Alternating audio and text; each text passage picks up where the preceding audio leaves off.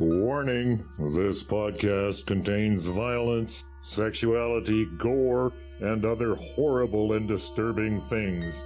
Listener discretion is advised. Also, the hosts of this venture are ignorant dipshits, so please do not take anything they say as fact. And enjoy the show. Now, are you sitting comfortably? Good. Then we'll begin. Today we had 15 homicides and 63 violent crimes, as if that's the way it's supposed to be. It is our basic human right to be forgotten. A second plane now has crashed into the other tower of the World Trade Center. Putting chemicals in the water that turn the friggin' frogs gay. The defendant shall be incarcerated for the rest of her natural life with no possibility of parole. You are not machines. You are not cattle. You are men. We were somewhere around Barstow, on the edge of the desert, when the drugs began to take hold.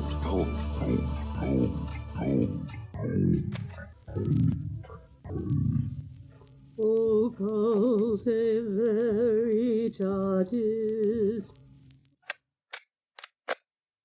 Hello, everyone, and welcome to Occultae Veritatis podcast. My name is Sage Murray, and I'm here in studio with Leon Felger, Richard Bigley, Ood Gallifrey, and I keep forgetting you're introducing me now. I'm the soundboard demon. Okay, so this is part 2 of the Neil Stonechild case. So when we last left, we had just kind of started to get to know about Sergeant Jarvis, and he seemed like a bit of a little disinterested. Yeah, a little bit of a silly man. Job, yeah. All right. So if you're not all caught up, please go listen to the first episode because none of this will make any sense if you don't. So, what's your poison?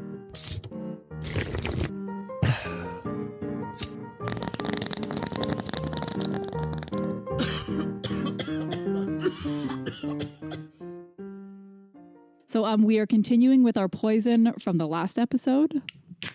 Yep. Click. Can sounds. Which is 016, and we all love it. It's a comfort beer. It is a comfort beer. It tastes like when the clapping from the Friends theme song actually takes just as long as it should and doesn't go on forever and ever. Yeah. That's it, yeah. Like it's I'll have you know that in hell, when we played the Friends theme for people to like destroy their brains, we always played the Anti-Donna version where the clapping never ends. So no one told you life was gonna be this way. So, okay, well. It sounds like hell, yeah, exactly. Only the worst. All right, okay, so. The fact that Friends is there in the first place is a good sign. Yeah, okay, well. All right, so I hope that you've all caught up by now, so I'm going to continue. I'm going to read you the first, second, and third of 8 articles written about Neil Stonechild in Saskatoon's city newspaper, the StarPhoenix. Just as I read through these, just a reminder that there is a lot of bias in the words the journalist chose to describe Neil and his actions. I think that's very evident of the opinions of Indigenous people in Saskatoon and how Neil was described in these articles. So just a note on that, there's going to be some harsh framing from the StarPhoenix, some racist framing.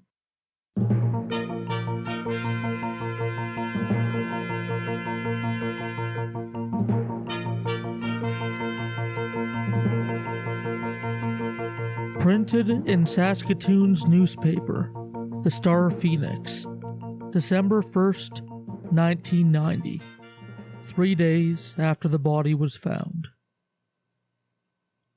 Body found in city field identified. Saskatoon Police have identified Neil Christopher Stonechild, 17, as the person whose body was found Thursday in a field in the city's north. An autopsy is expected to be conducted in the next few days to determine the cause of death. Printed March 4th. Once again, in the StarPhoenix, over 3 months after Neil Stonechild's death. Family suspects foul play. Police say every avenue investigated. When Neil Stonechild's frozen body was found in a vacant field in North Saskatoon last November, family members immediately suspected foul play. 3 months later, they still subscribed to that theory, even though the police file on that case had been closed. The official cause of death was listed as hypothermia. Aside from some scratches on the nose, there were no marks of physical abuse.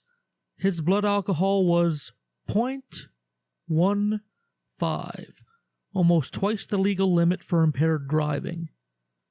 Stonechild's mother, Stella, and sister, Erica, are the first to admit Neil had a problem with alcohol, but they say in the months before his death, he was coming to terms with his problem. They also say that, had Stonechild been white, police would have been more thorough in the investigation of his death. It makes me wonder, if Neil was the son of a mayor or commissioner, police would still be investigating, Stella said. A senior officer within the department guardedly agreed, but department spokesman Sergeant Dave Scott vehemently denies Stella's assessment of the investigation. Quote, "I don't agree. A tremendous amount of work went into that case," he says. Pointing to a hefty file, Scott says investigators pursued every avenue. The coroner's report said no evidence showed Stonechild, who was 17, was beaten before his death. Editor's note: stay tuned to the episode to find out the truth of that statement. The profile we have at this time was death by hypothermia. It was an unfortunate incident, Scott reports.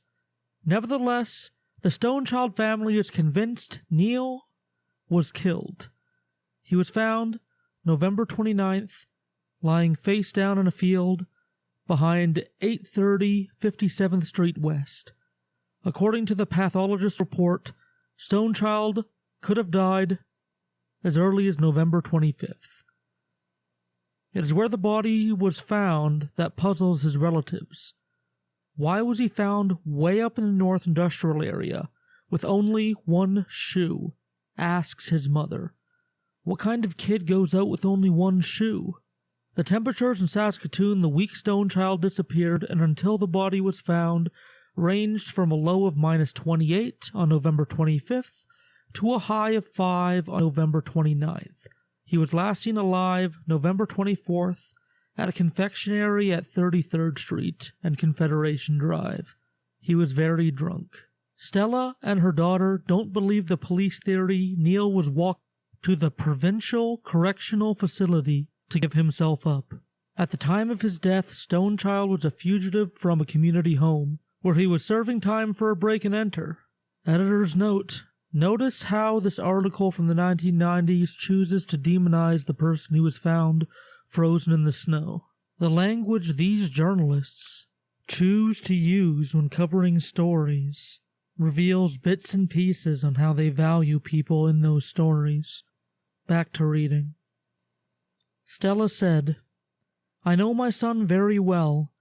I know he wouldn't go out there by himself. Even though he was on the run, he always called home. It was a stormy night, November 24th. I told him please be careful. He said he was going to be all right. Even if he was so intoxicated at the 7-Eleven, how did he get to the North End?" Erica asks. "I don't know anyone. It was too late for buses to stop. There were no houses." Both women believe Stonechild was driven up to the area and abandoned. "He was thrown out there," Stella said. "I know him. I would have broken into some place to get shelter." She feared for her son because of a recent run-in with some hardened young offenders. In the weeks before his death, he had an altercation with a gang. He suffered a beating, the result of a deal gone sour over the sale of some handguns Stonechild acquired during a break-and-enter. He got a licking. He was beaten with guns and baseball bats, Stella said. Sure, he was drunk, but he had enough sense to run home. He was assaulted in a city location, but managed to stagger his way to his mother's home on Confederation Crescent. Stonechild was a familiar face to social services youth workers, who described him as a likable, pleasant boy. His major downfall was alcohol. He enrolled in Alcoholics Anonymous program a few weeks before his death and had attended regularly. He was learning that a life with alcohol was bad, but he was dealing with the issues in his life, a social worker said. He was a smart kid with a lot of potential. He had a terrific personality. He could have been anything. His death was a terrible waste. As Stella ponders the tragedy, she declares, "Not a day goes by when I don't shed a tear for my boy. It's heartbreaking to know my son is gone. I can't let him rest in peace knowing he didn't die naturally. Whoever did it is still out there."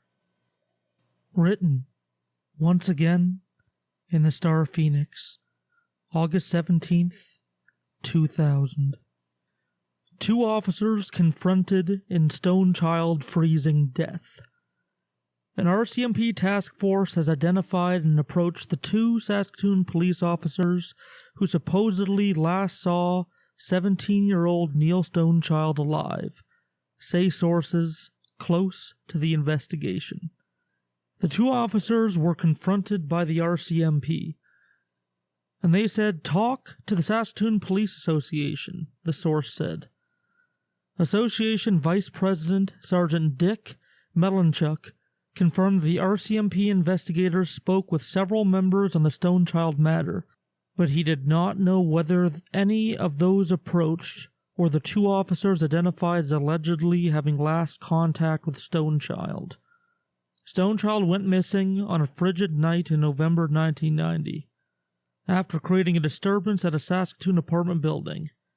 5 days later, on November 29th, 1990, his frozen body was identified in a field in Saskatoon's North Industrial area, near the 800 block of 57th Street. A friend, partying with Stonechild that night, has said that he watched Stonechild get driven away in a Saskatoon Police patrol car.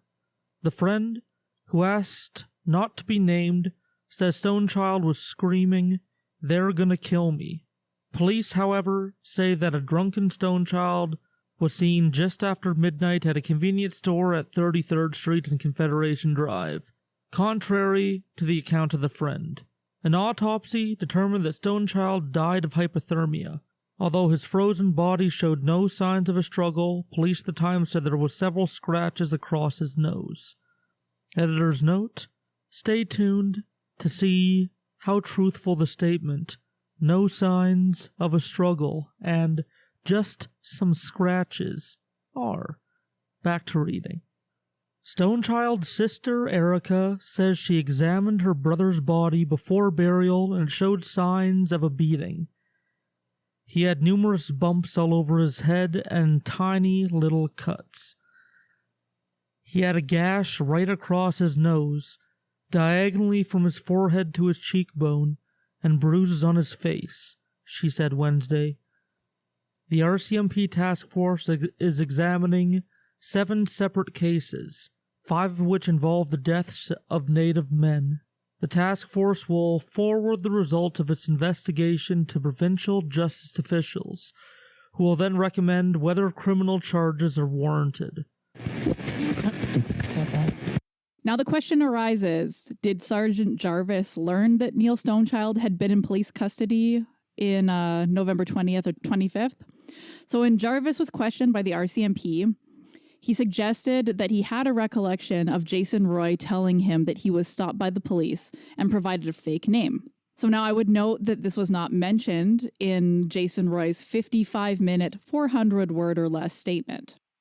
Jarvis told the RCMP that Jason Roy was quite proud of deceiving the police with a fake name when they met, and he obtained the statement. He also said that Jason would talk about seeing Stonechild in the back of a police car. Jarvis would later testify that these statements were based on, quote, false memories, saying he learned of these things during discussions with the RCMP. Kind of crazy. When the inquiry listened to the tapes of the interview with RCMP and Jarvis, they found nothing leading, inappropriate, or unfair in their interview with Jarvis. So nevertheless, the inquiry contacted memory experts who, I will summarize, indicated Jarvis was full of shit. Jarvis was an experienced officer, conducted a shitload of interviews in his career, was trained in interview and interrogation techniques, was aware of witness contamination, etc. When Jarvis was interviewed, he knew the RCMP was investigating a possible police involvement in the death of Neil Stonechild. He had known that Neil Stonechild was in police custody on November 24th, 1990, and he knew that that would be extremely significant to the investigation. So how did Jarvis learn he had a false memory? The information he gave the RCMP was not recorded in his notebook or his report. Also notable, Jarvis had also provided independently to the RCMP several recollections of matters of his investigation which were not in his notebook or report. So he's just all over the fucking place. Basically, in cross-examination, Jarvis metaphorically shit the bed as far as credible testimony goes. He didn't remember one thing, then remembered something else, then later forgetting about it, so he just waffled and flip-flopped all over the place. Basically, he left out critical information from his notes and report about Stonechild having been in police custody. What would have appeared to be incompetence now appeared to be something much more serious. So now it's kind of seeming like maybe he's got something to hide and he's just not a dumbass. Yeah. It's not that he's it's not that he's an incompetent cop. It's that it seems like he may be a corrupt one at this point. Because it seems like it's more cover-up than forgetfulness. That's right. So investigation of other officers at the inquiry also was concerning.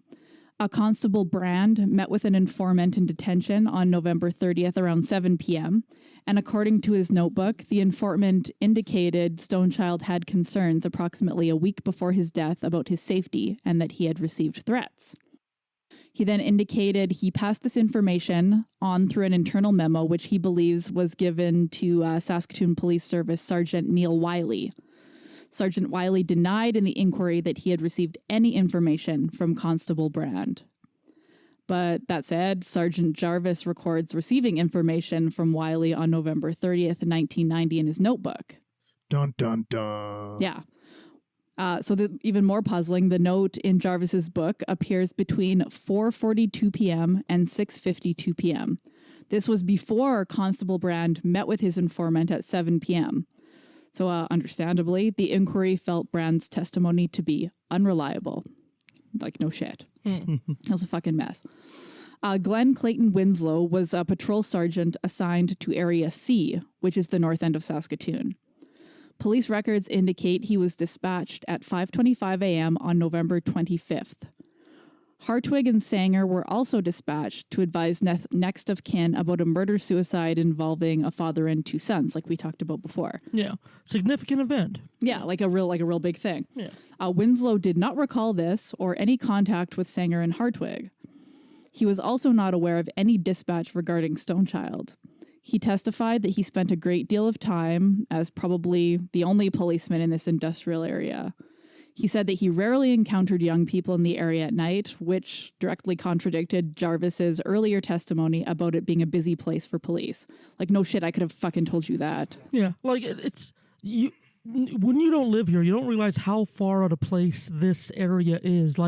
It's away from any building areas. It's away from any residential areas. It's like a work city all on its own. And yeah, it's far away from everything. There's nothing out there except for trucking companies and window places and truck car washes. There's nothing out there. There's nothing. It's like field and warehouse. It's a ghost town. It's a ghost town at midnight. Well, having been a teenager on the north end, we just went and drank in parks. We just put our rum in our Slurpee cups and went to the local playground. You didn't hang out in the industrial section. No. There was nothing. No. You want to go hang out by the barbed wire fence outside of the giant semi car wash place? No, or you'd go down to the shack by Meewasin Park, or you'd go to someone's house. Those you wouldn't never go out to the fucking industrial area. What do you do if you gotta pee? Especially in the winter. That'd be cold as shit. Yeah. That's fucking stupid. So Constable Luteet knew Stonechild's younger brother, Jake. He recalled that on December 4th, he ran into Jake, who wanted to talk to him about the death of his brother. Luteet learned that Jake had heard that Neil was at a party and got beaten up and then dropped off by the Pratts. This was also noted in his notebook and took place at 4:50 p.m. Luteet pulled the file from police records and photocopies it. This was a photocopy provided to the RCMP after the Saskatoon Police Service destroyed the original to make room for the Renos that you'll recall from last episode. He then passes along the info he received from Jake at Major Crimes. The Stonechild file lived in the morality unit, and there was some discussion about it and if it should have been transferred to Major Crimes. He had concerns about the file and met with Stonechild's mother, but did not document the meetings as he was afraid he would be subject to discipline. Oh, boy. Which is sketchy. Yeah. Well, I mean, you're like a cop and you're doing this like sort of side investigation on your own. Yeah. You know, of not... certainly not sanctioned by the department or the actual officer who's supposed to be investigating this. So he's just kind of doing this on the side and like because his kid knew the brother of the Neil Stonechild. And likely this guy already has a full workload. Yeah. So he's doing this in addition to that. Yeah. So Luteet felt the investigation was poorly done. No shit. He actually said that if Neil was a different person in a different social surrounding, the investigation would be much more thorough. He made a list of concerns and met with his staff sergeant. These concerns were found in his notebook on December 30th, 25 days after Jarvis closed his file. So Luteet's concerns were as follows. Why would a young offender go to the correctional center? Like we said, it's like in the middle of fucking nowhere. No public transit. It was cold as balls. Well, when you're a young offender, you're not going to go to an adult fucking prison. No, to turn yourself in. No, that makes no sense, especially in the middle of fucking nowhere. Yeah, that's stupid. And then you would call 911 to turn yourself in, especially like if you're inner city youth that doesn't may not have access to like transportation in the middle of winter, in the middle of night, you know. Or cop shop. Take a bus downtown and just walk to the police station from there. Like there's it's right downtown. It makes no fucking sense. Why he would go all the way to the north end? No, that's stupid. There was no effort to find Stonechild's missing shoe, nor find his baseball cap, which he was known for wearing. That was another concern. What efforts were made to establish Stonechild's activities the night he was last seen? So that was another concern. Yeah, retracing steps to see like where he was at what time. Mm-hmm. So Luteet met with Staff Sergeant Bolton from Major Crimes on January 7th, 1991, which was 33 days after Jarvis had already closed the file. Bolton and Luteet met for several minutes, and Bolton told him to go speak to Jarvis. Luteet met with Jarvis for 40 minutes and found Jarvis to be dismissive, and he told Luteet the matter, quote, was in hand, and that Luteet should leave the matter alone. Which doesn't raise any alarm bells or red flags at all. Oh, no, definitely. That's standard police operating procedure, right? Exactly. Like, keep your nose out of my fucking business. Definitely doesn't sound sketchy. No. So in 92 or 93, 2 or 3 years after Stonechild was found, Luteet followed up with police records to see if anything had been done on the file. There was nothing from Major Crimes or anything about his meetings with Bolton or Jarvis. At the inquiry, Luteet testified that he never received any information or heard any rumors that Saskatoon Police were involved in the death of Stonechild, and that if there were such going on, he would have followed up with the officers. At the inquiry, Major Crimes Staff Sergeant Bolton testified that the staff sergeant in charge of the morality unit would have to contact him to have the file transferred, and that it was possible that the staff sergeant in morality did not reassign the file. He also testified there was no time in his memory where the Major Crimes unit declined a file transfer from another unit. He said that he did not have any recollection of the Stonechild file, nor of the conversation with Luteet, but said that it was possible that he spoke with Luteet as per Luteet's version of events. So also of interest, a little meaty tidbit.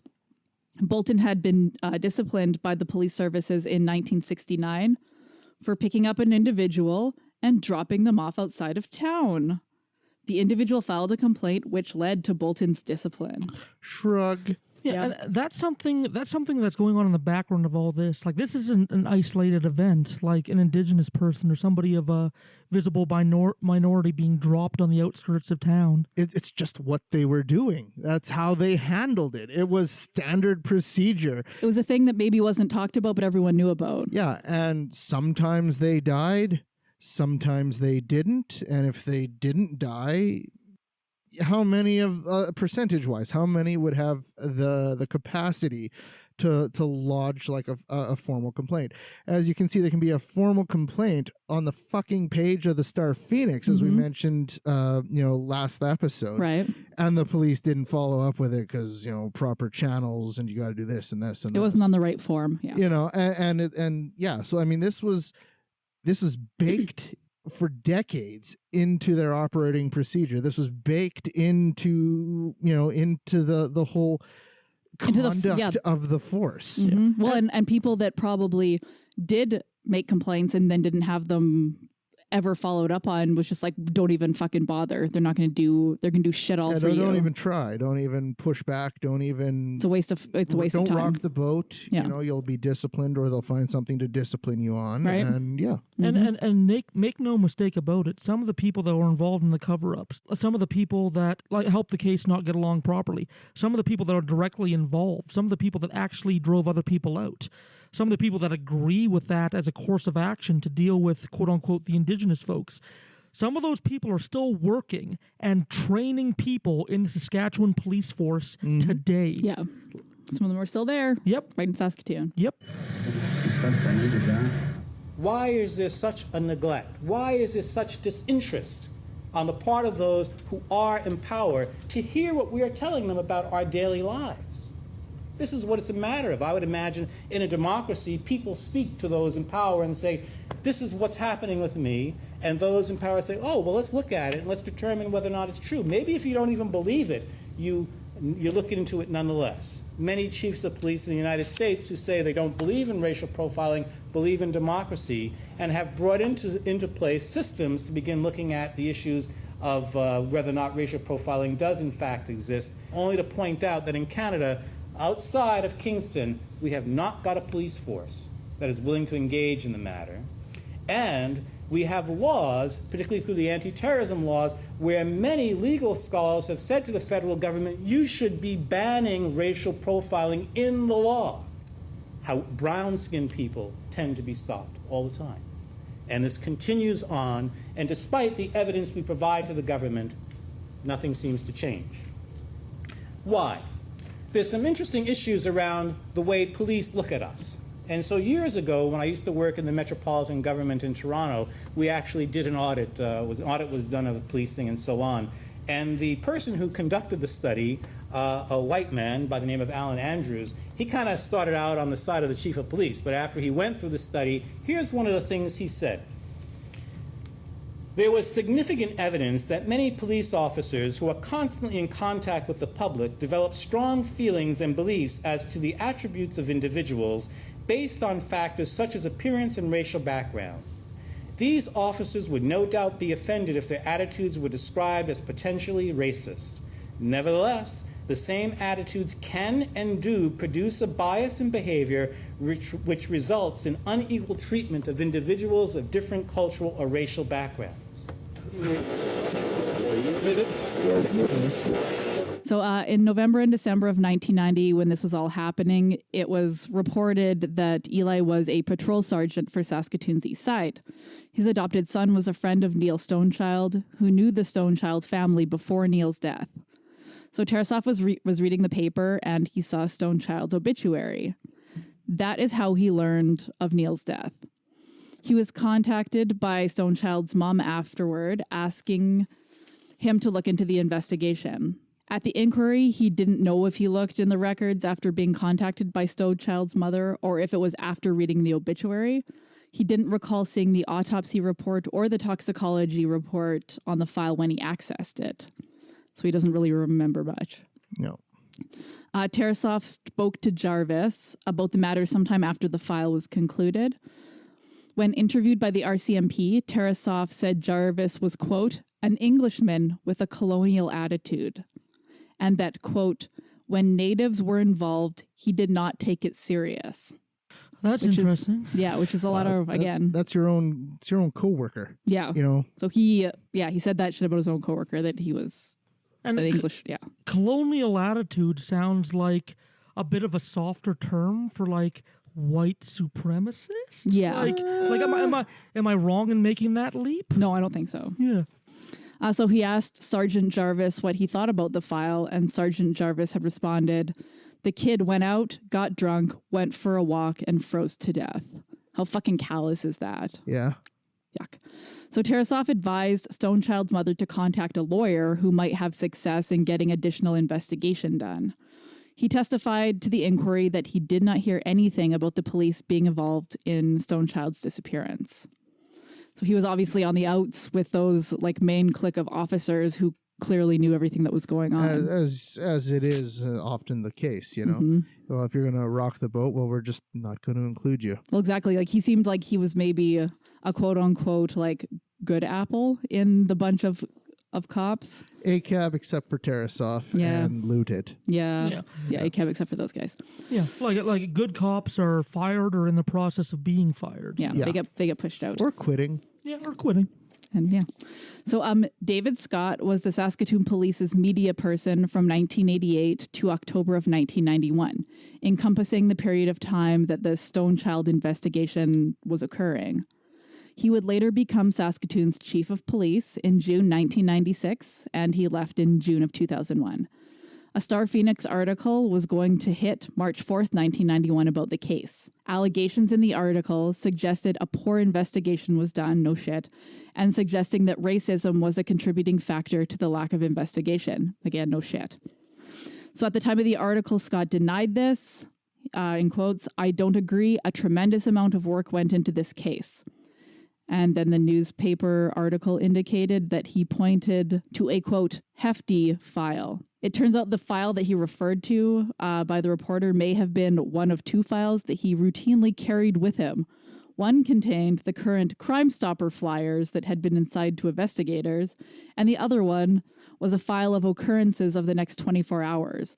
That's real fucking misleading when you're pointing to a hefty file and it literally has nothing to do with what you're fucking talking about. Like that's something that like Trump has done recently is like put a bunch of blank papers in a file and like say like look at all the work we've done. Yeah. So much work. We've got Binders of Women. Who was that one? That was Mormon. What's his name? Radio Demon. Who came up with the Binders of Women?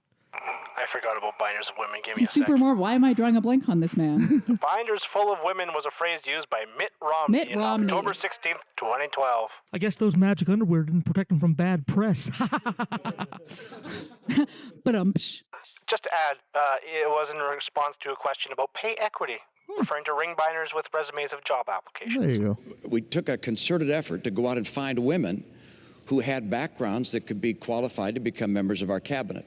I went to a number of women's groups and said, can you help us find folks? And they brought us whole binders full of women. Just binders of women. So anyway, the article goes on to say that the police pursued every avenue. So in February of 2000, David Scott, now chief of police, is quoted again in an article. At the inquiry, he indicated that more work could have been done. So I need someone to read this. You. Question. Okay, now, Mr. Scott, is that the extent of the investigation conducted by the Saskatoon Police Service? Do you today believe it's correct to say that a tremendous amount of work went into that case? Answer. Well, it depends. This case, when I read it after receiving it from you, was completed on the assumption that the death was from hypothermia from the autopsy, and I believe that the pathologist who took part in it. I realized in reading through it that there could have been more work done on the investigation. Yes, end quote. So this buddy didn't even know that if he did not review the reports or if he had read some or all of the reports. So he just like basically was like, I don't fucking know what I read. I don't know. I don't know.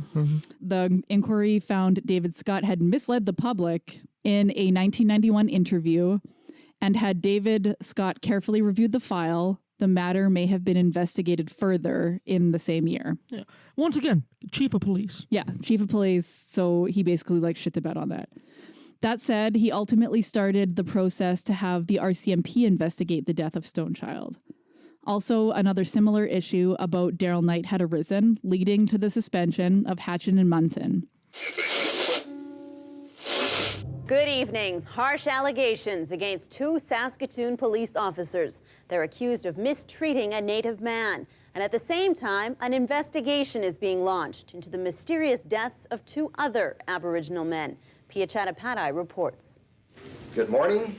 A brave face from a police chief fearing the worst. To a chronology of events here.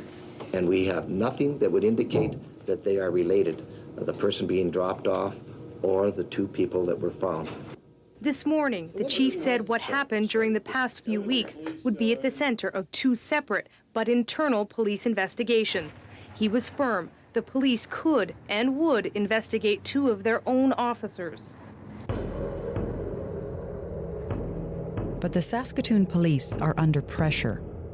Hours later, Chief Dave Scott reverses his decision and turns the investigation over to the RCMP. But by the way, for our non-Canadian listeners, RCMP and city cops are kind of the same distinction as like city cops and state cops. Well, it's like city. I think the RCMP are probably more akin to like the FBI in the U.S. Yeah, so the RCMP are a federal policing force, which the state doesn't really have. But it's closer, like you said, to like a state's police who would do investigations over the whole state as opposed to a city's police that would just work on a single city. Like RCMP have jurisdiction over all of Canada, right? Yeah. Yeah, but like there are specific like chunks of like Saskatchewan RCMP that are like in charge of Saskatchewan. Division F, I believe. Oh, there you go. Yeah. All right. He also wrote the Ministry of Justice asking for investigation into two other deaths. The RCMP actually created a task force called Project Ferric to look into this, eventually leading to discipline of the Deputy Police Chief Dan Wicks. So that's enough of David Scott. And here we are on to David Wilton. David Wilton. At the time, he was the duty officer. So basically, he deals. Yes, I did say duty. So he deals with major incidents that arose on or staffing issues during the shift that he was assigned. He reports to the superintendent of operations. Now, he didn't recall Stonechild, but finding the freezing body should have been brought to his attention. He said he should have no issue calling in an investigator if they were off duty if one wasn't available. So in an interview with the RCMP, he indicated, quote, he can't even remember Stonechild coming in or going out of cells, what officers might have arrested him, end quote, but also recalled that, quote, a fair bit of news and talk about it, end quote, but that, quote, that's one case that I had little or next to nothing to do with, end quote. Yeah, so he's separating himself from the case. Yeah, it's like, not my business. I don't know my problem. It's not my problem. Yeah, not my monkey, not my circus. It's like that whole ACAB thing where it's like, well, I have an uncle who's a good guy and a good cop. And it's like, well, okay, if he's a good person, he's still being complicit in all the other shitty work. System. Yeah. You know, like, this guy totally fucking complicit in it. I'm not involved, but I'm certainly not stopping it either. You know, There's some chatter. I think I heard about it on the news, but I can't be sure. And that's exactly what his testimony says. He went on to say he was asked about a feeling he had that Stonechild had been arrested. Quote, it's the feeling I had. Back in 1990, I got the feeling a couple of officers brought him into the cells and then took him out, end quote. And during the time he spent in the detention center and communication center, quote, I don't recall Stonechild either seeing him or hearing of him, end quote. He referred to the papers when he became aware of Stonechild. He said that he had a feeling that, quote, in the back of my mind, he, Stonechild, was brought in and taken out because there was no charge or he wasn't drunk enough to hold, end quote. Whoa. That said, at the inquiry, he said all he knew of Stonechild was from what he had read in the media. So, like, despite his testimony that he would be advised in the event of a frozen body, he had no memory of it. Yeah. Shrug emoji. Yeah. It was a definite shrug emoji.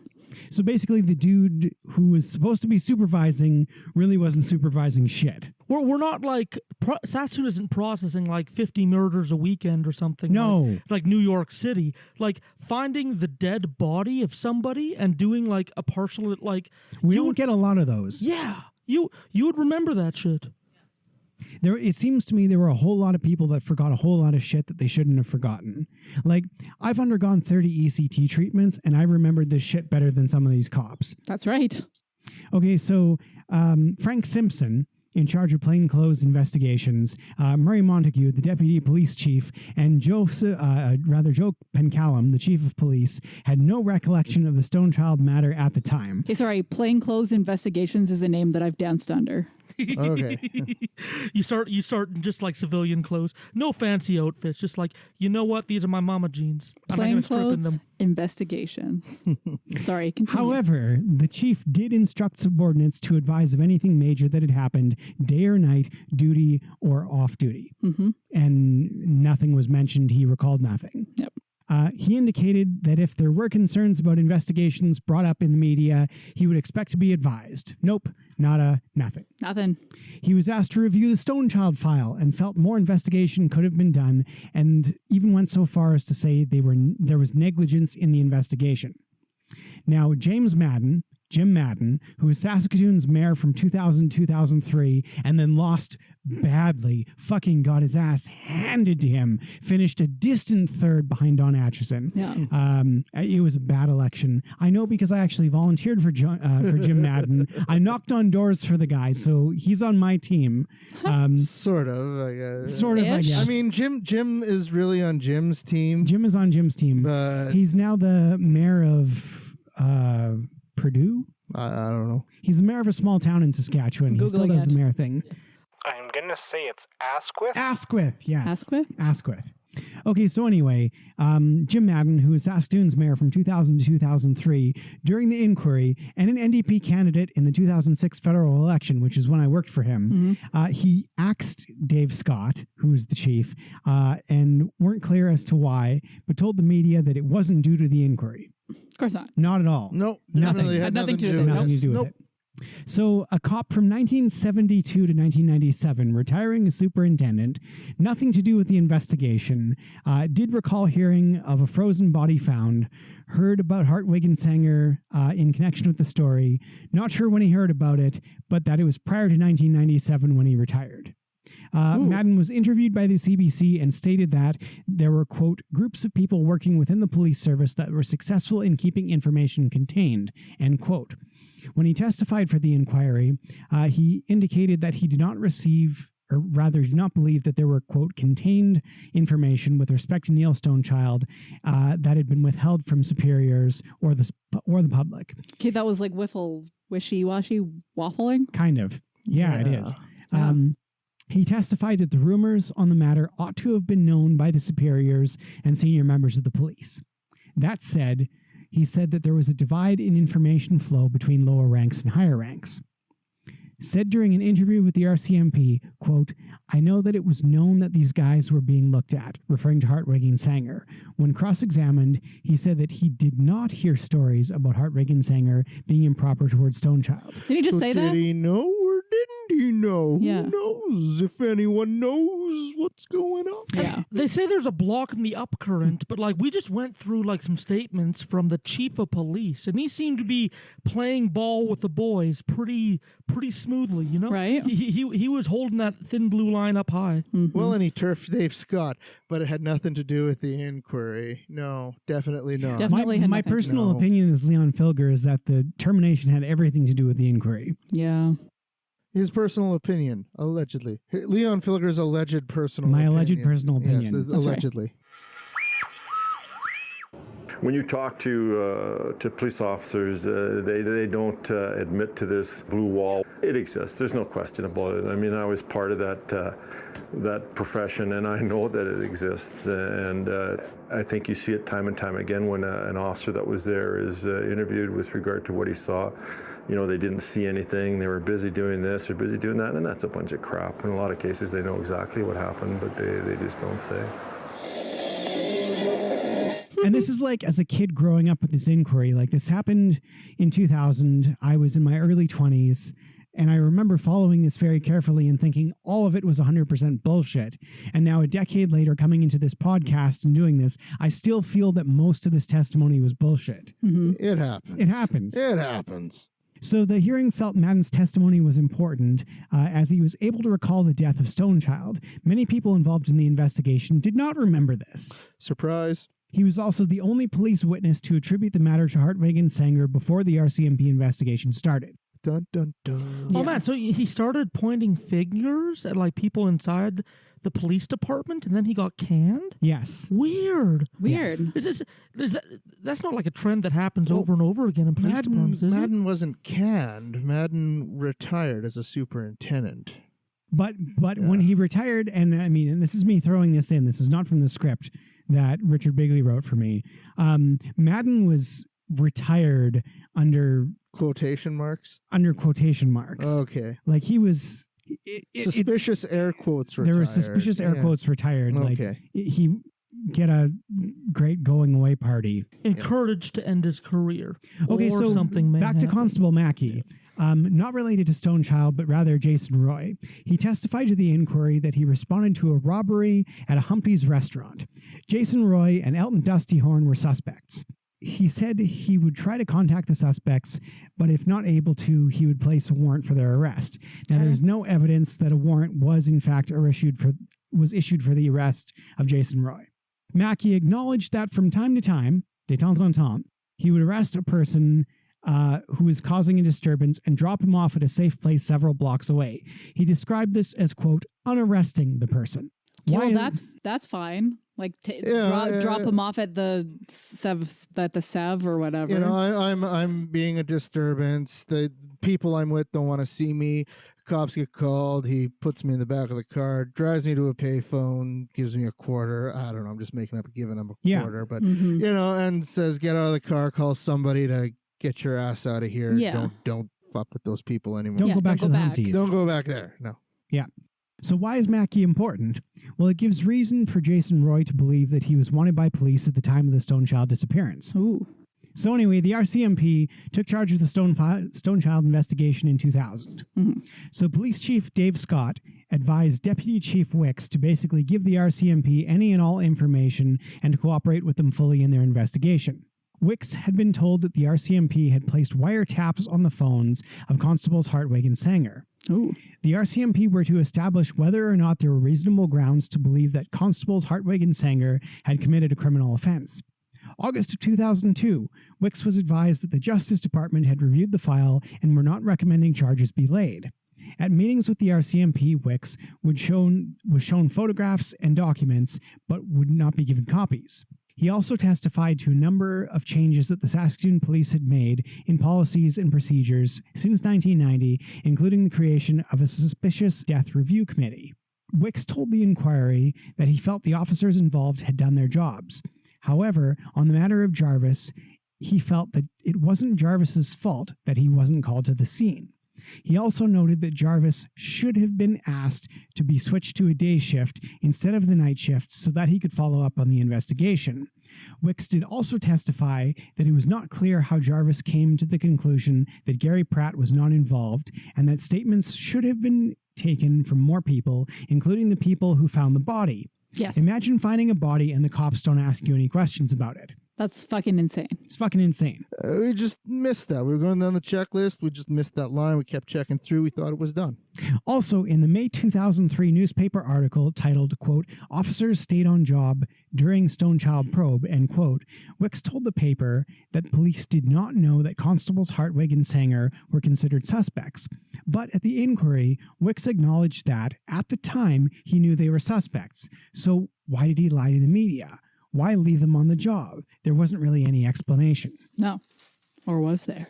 The Saskatoon Police created a, quote, issues team intended to deal with security issues around the inquiry, provide info that the inquiry needed, and attend to communications matters. The inquiry reviewed the minutes of the meetings held by the team and found that the issues team took on another role. As the inquiry unfolded, they started to seek out experts to comment on the injuries Stonechild had to his nose and wrist. Mm-hmm. The team contacted the FBI attaché in Ottawa, found a pathologist in Minneapolis, which they went to go visit, who indicated that Stonechild's injuries were consistent with a fall on ice or snow, definitely not a blow. The cuts on Stonechild were too clean and straight to be from something in nature, like twigs or what have you. The inquiry found that, quote, purpose was to obtain an opinion that the marks on Stonechild's nose and right wrist were not caused by handcuffs. The team were focused on discrediting medical reports. The inquiry found that the police service was acting as an advocate for its members instead of carrying out its job of law enforcement and ensuring that discipline of its members. And be reminded of my forensic pseudoscience episode. Like, a lot of these comparisons of marks is just a human eye comparing marks made in the lab to marks on the body. Like, it isn't an exact science. And when they're going against medical experts with what may be like a pseudoscientific forensic technique, or even just an unreliable, inaccurate forensic pseudoscience technique, they're trying to discredit medical science with that. Yeah. Well, and that's exactly it. They know what conclusion they want. They know how they want this person to testify. So you just go out there and find the person who's going to testify that for you as an expert. You know, unlike actual science where you do experiments and then you get your conclusions created. You just try to produce enough facts to back it up. I just spilled beer all over my pants. It was kind of fun. I tried to mop it up What the with... fuck, man? Get it together. Tried to mop it up with sheets of paper, and I'm dangerously close to his penis. Chicken or go. Chicken or go. Well, I'll always go, but... He dressed to the left today. We're not cutting this. It got a little bit. It looked like you peed. But now that I know that your penis is on the left and not the right, it does not look like you peed. Well, how do you explain the wetness on his left side, though? We need a forensic pseudoscientist There's no to wetness on the tell left us. We'll side. get ourselves a forensic pseudoscientist. Okay, no shut wetness. the fuck up. There's no wetness on the left side. It's all the other right. Do I have to wash these pants now? Okay, so... I hear all, I record all. The inquiry found that the purpose was to obtain an opinion that the marks on Stonechild's nose and right wrist were not caused by handcuffs. The team were focused on discrediting medical reports. The inquiry found that the police service was acting as an advocate for its members instead of carrying out its job of law enforcement and ensuring the discipline of its members. The inquiry went so far as to state that the police department's position is indistinguishable from the police association, that is the union, who is tasked to defend its members, rant about police unions. So fucking police unions, fuck them. They're not real unions. They're fake bullshit unions designed to oppress workers and ensure that bad cops get to keep their fucking jobs. Or just get moved to a different location. One staff sergeant spoke to the inquiry about how the cops need to defend their own. Should I could read that. No, I want to read it. You want to read it? Okay, yes, you read okay. it, Ann. Do you want to be the A? I'll be the Q and you be the A. You are Q, and I am a real big A, so Okay. yeah. Now, I guess the problem or the potential concern, though, is when and how do you come to the conclusion that one is unjustly accused? Oh, no doubt about it. You're right. And if you come to that conclusion too soon, you're rallying around and defending your own when perhaps you shouldn't be? You're right. You testified that you thought it was a positive thing when the RCMP were called in response to certain now well-known situations of bodies being discovered on the outskirts of town and the Daryl Knight situation. Yes. I suggest to you that part of the reason that's positive is to have an outside force brought in is the potential problem for you. And by you, I mean the force, the investigative arm of the force, to be objective in looking at their own people. No doubt about it. That is a concern? Always. That you could lose your objectivity? Definitely. So basically, this speaks to the issue of cops. Why did Lieutenant fear he would be reprimanded for bringing up concerns of an insufficient investigation? Why was Tarasoff told to stay out of the matter? Why would they say the issue was investigated when it obviously was not? Why would they lie to the media in 2003? Like, what the fuck transparency? And Leon's getting high. Stonechild's frozen body was found on the outskirts of Saskatoon in November of 1990. He died of hypothermia and his death was labeled accidental. But an inquiry is set for this fall to examine how the police investigation was handled. Much of that evidence is coming from this man, Jason Roy. He was a friend of Neil's and says he was with them the day he disappeared. The next time I saw him, he was in the back of a police car. According to the inquiry report, that was the last time Neil Stonechild was seen alive. It took until 2003 and an inquiry into his death for them to get answers and to share their story. The inquiry established through Jason Roy's testimony that Neil Stonechild was with 2 police officers the night he disappeared. The 2 officers named in the report, Constables Larry Hartwig and Bradley Singer, they have never been found criminally responsible for Stonechild's death. On November 24th, 1990, did you have Neil Stonechild in the back of your car? Absolutely not. Absolutely not. The evidence all indicates that. The first I heard about stuff like this happening was prior to the inquiry, or at the inquiry. Brett Mackey was a police officer, testified in the public inquiry, that said police officers unarrest people all the time. You know, like I said before, what ass would do that, right? What person would take a guy from a drunk, obnoxious guy involved in a disturbance from one location, drive him to another location, drop him off? You only move the problem. You don't solve the problem. You only move the problem. I mean, my badge was the symbol of my commitment, right? If you interview the members of the Saskatoon Police Service, they tell you in a heartbeat that if, you know, Larry and Brad could come back as police officers, we'd welcome them with open arms. Of course, now the Saskatoon Police Service will demand these back. Yeah. And then this is your... Screw them. Being able to lie is a trait that is necessary as a police officer. I know that's tough for people to listen to or people to hear, but you have to be able to, and it's not a matter of being a liar, you've got to be able to work your way around other people's lies. So how do you do that? You have to be a good liar yourself. So next time on OV Pod, we deal with the RCMP side of things. The RCMP side of things. Yeah, we've looked at what the city cops, how the city cops are reacting to it. Now we're going to look at the federal police. So for Occultae Veritatis podcast, my name is Leon Filger, along with Sage Mary, Richard Bigley, Ooh, Gallifrey, and the Radio Demon. Goodbye. See you next week. Love you, bye. Woo! And then you're in.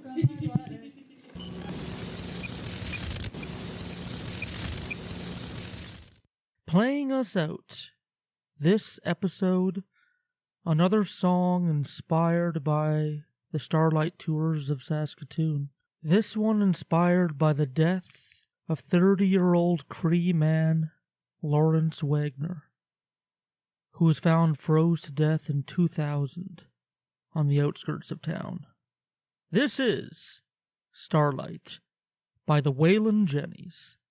Enjoy and see you in the after show.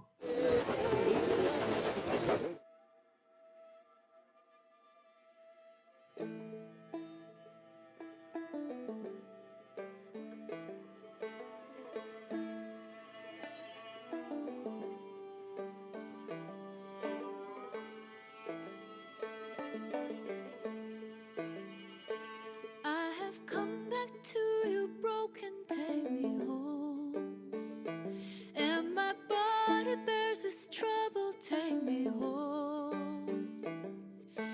Take me back to my beginning, before the hell of night set in and I came to this border, take me home. I have to this endless starlight, take me home. I have shattered under midnight, take me home. There are no vultures in this clearing except the ones who brought me here, and I'll no longer feed them, take me home. Kingdom come, their will was done, and now the earth is far away from any kind of heaven. Hallowed be these frozen fields, and every single one of us still left in want of mercy. Take us home.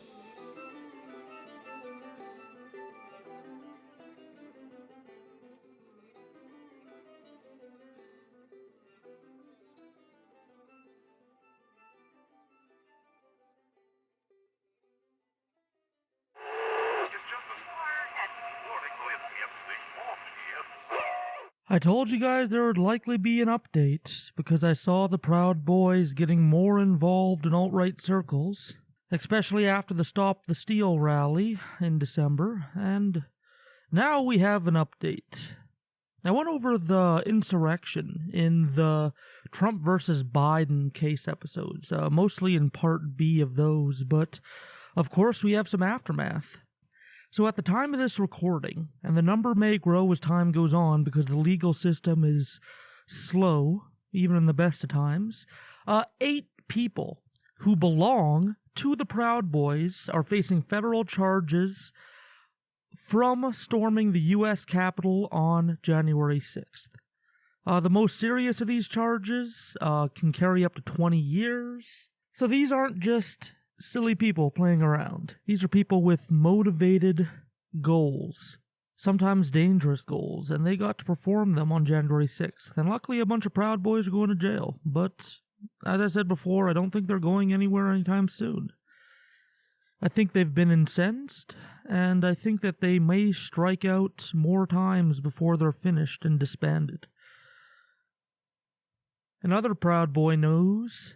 The leader of the Proud Boys, Enrique Tatario, was found out to be an FBI informant. Now, this isn't to say that he's been a white hat this whole time and he's been playing on the FBI side this whole time. Much more likely, Enrique started out in the Proud Boys with no intentions of ever working with federal law enforcement, but likely he got caught on something, likely he got put in some interrogation room and was pressured to become an informant. And since then, he's been working as an informant behind the scenes. He's been aiding the prosecution of criminal enterprises. He has been helping bust up marijuana grow houses in Miami. And he's been helping to fight out against pharmaceutical company fraud schemes in Miami as well. Now, has this slowed down Enrique? Has it given him a bad name, the Proud Boys? As far as I can tell, not really. He seems to be still speaking for them, as if he's their leader. He seems to be interacting with many prominent Proud Boy members on social media, so who knows what's going on behind the scenes there. So what led him to become an informant? Well, some people say that it was his January 4th, 2021 arrest, where he was accused of destroying a Black Lives Matter banner stolen from a church on December 12th. That was the event that I reported on earlier, where over 200 Proud Boys showed up for the quote-unquote Stop the Steal rally. Tatario had denied that the act was a hate crime, but he may have been charged anyway, perhaps pressured to become this informant figure. Or maybe it happened earlier, who knows. But I guess the moral of the story is the Proud Boys have been arrested at the Capitol for storming it. It seems they're plenty capable of performing violent acts, as we've said again and again and again, and they continue to prove this. This isn't some silly boys club. This isn't a group of silly men. Well, they're both those things, but they are also dangerous. And they also make detailed plans on how to act. They plan to go incognito into the Capitol riots, as to not draw attention to themselves. They were caught anyway, but that's the plan they went in with. So, I'm going to stay tuned, see what these people are out to, see if the Proud Boys evict Tatario for being an informant, and I think I'm going to be reporting on them again. I think it's inevitable.